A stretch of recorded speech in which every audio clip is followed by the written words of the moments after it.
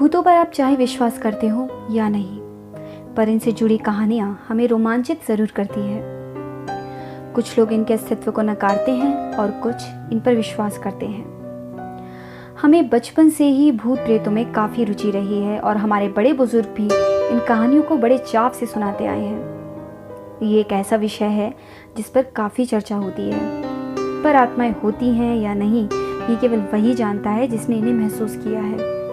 तो दोस्तों, आज मैं आपको ऐसी रियल हॉरर स्टोरीज सुनाने वाली हूँ जिन्हें सुनकर आपके रोंगटे खड़े हो जाएंगे।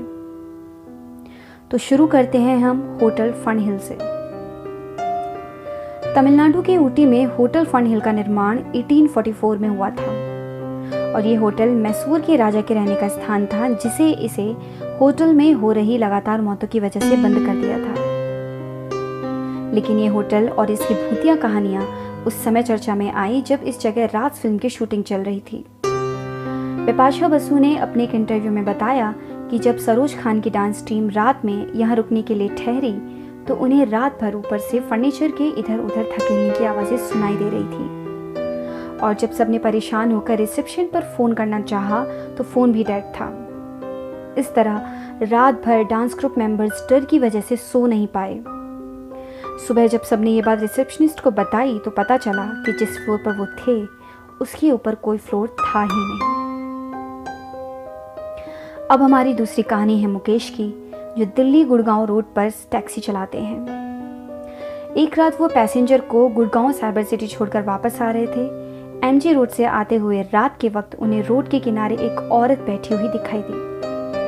पहले तो उन्होंने नज़रअंदाज कर दिया, लेकिन उन्हें पसीने तब छूटने लगे जब उन्होंने कार के साइड मिरर में उस औरत को गाड़ी की ही रफ्तार से तेज भागते हुए देखा। डर की वजह से वो कांप रहे थे।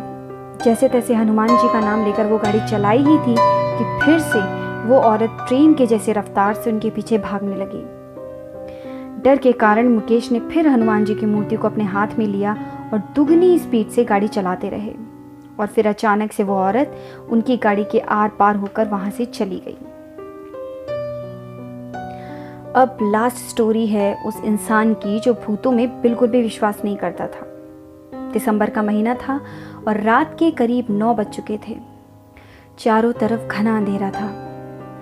यूरोपियन कार्यक्रम के इंचार्ज बैनर्जी स्टूडियो से बाहर निकले और टहलते हुए लॉन में चले गए।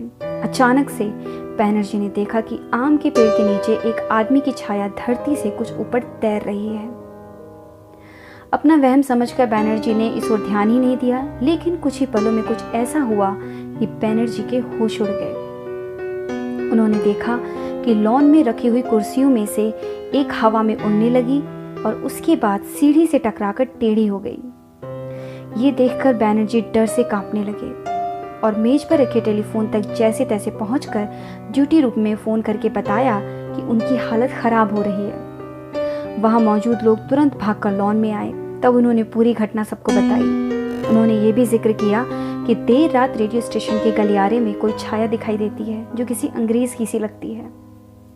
दोस्तों, इस घटना का उल्लेख ज्योतिष सागर नामक पत्रिका में 1945-46 के समय भी किया गया था।